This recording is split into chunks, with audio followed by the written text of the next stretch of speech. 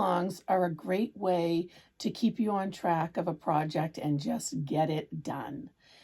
I have been doing a few different crochet alongs over the past couple of years, and those are all the projects that I've gotten done. So instead of starting a project, putting it away, and leaving it to get to whenever you can, because you know we'll always put other projects ahead of it, I am challenging myself to a crochet along that I bought last year, but I decided I wanted to make it for Alice's birthday, and I have 5 weeks to get a 6-week crochet along done. So that's what's happening here if you're new, and if you've been watching me, thank you for coming back. This channel is Dreamcrafter Creations. My name is Debbie. I am also known as Nana, and here you will find where I bring to you all the projects I'm making. And a lot of them will consist of gifts for my grandchildren, from knitting to crochet to sewing and doll making. But this video is to bring you the progress and recap of this crochet along, Blossom and Buds, and let me show you. So, right now, this is where we're at. And the panels that were done for week 4 are these green. It's called a crochet along with a flower. I call it a flower along. I don't know what I called it, but they call it, crochet as you go. And I called it flowers as you go. But they're really cute little flowers. It's a double crochet, and you do it for how many stitches the pattern says, and then you crochet the flower onto the posts. I did have a little bit of a issue with the stitch count, but that was all my fault reading the pattern the wrong way.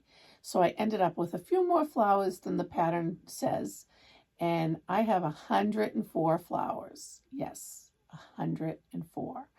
And this was not a mindless crochet. It was a little fiddly. I had to readjust the yarn a lot of the times.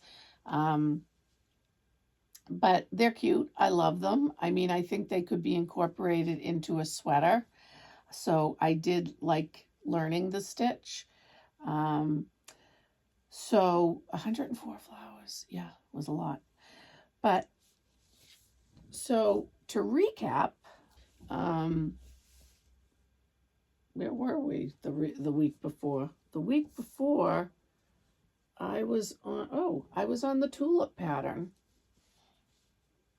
I love the tulips. And the week before that was the chevron, which was a nice mindless pattern. And then we did the flower, daisy, baubles in the 3 colors, which was a little bit more of a challenge. But starting off, we did the bauble flowers in 1 color, which was, that was not mindless, but it was not as hard as the colors. And we finally started with putting a applique daisy on the first square. So that is the progress. I finished week 4 of the pattern, but I'm on week 3, so I'm on track. Hopefully this will be done for Alice's birthday. I did forget to mention in my past videos, these patterns are written in UK terms, but they do have parentheses in the US terms. So you can definitely follow these if you would like to make one. Like I've said in the past, they have very colorful patterns, and I just think these patterns would be so fun for all my little girls I have here. And I do put a sneak peek picture of what I'm working on for the week on my Instagram, and you can find that on my homepage. And if you do go over there, please follow me. I'd really appreciate it. But I do post a lot of what I'm making over there as well. But here I'm in my craft room, my little corner of the world in YouTube, where I do like to share all my progress and projects with you. And I'm coming to you from outside the Boston area in New England. And today actually is kind of overcast and rainy, but I'm hoping to get outside in future videos and do some videoing out there as well. And you will see in some of my previous videos, if you want to take a look, that in New England right now, you know, spring and going into summer, we have a lot of flowers budding. And I have some videos at the end of my last video and some of my peonies in my last video if you want to take a look. But today we talked about my progress and recapped and what's next. What's next is week 5. It's going to be this daisy border, 2 borders, and I believe they call it a tapestry crochet, and there will be color changes and there's a chart. So this will be a whole new experience to me. I don't think I've read a chart in for color changes in crochet except for changing colors. I have done amigurumi and changed colors, and those amigurumi toys are usually all single crochets. I believe they're single crochets.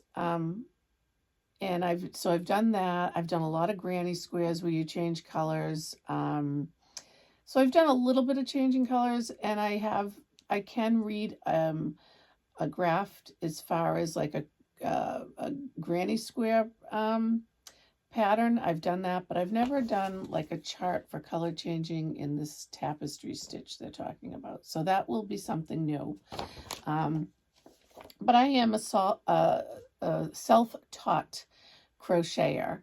I pretty much taught myself on YouTube. I think years ago had a stitch book, maybe watched it on YouTube. I don't even know if YouTube was around when I was learning to crochet. It might have been.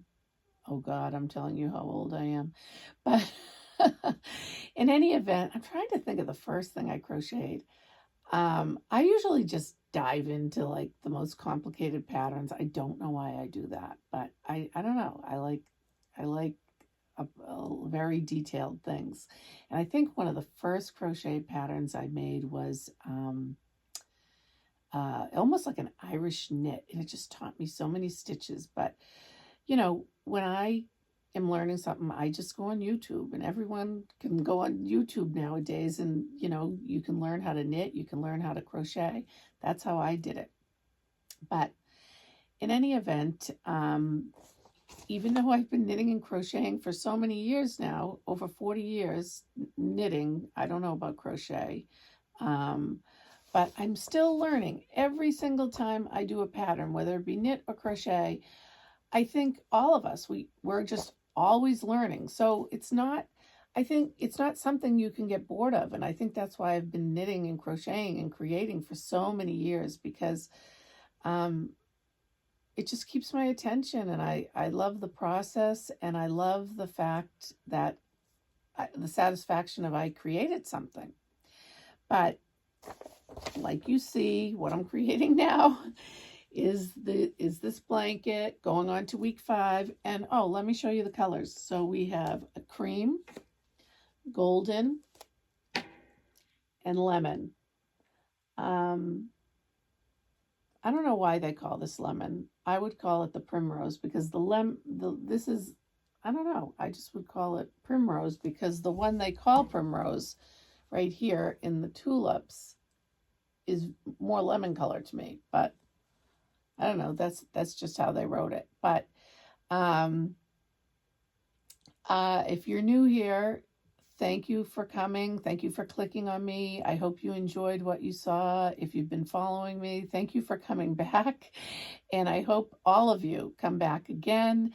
And I hope you can help me build this channel by subscribing. There's a little button here.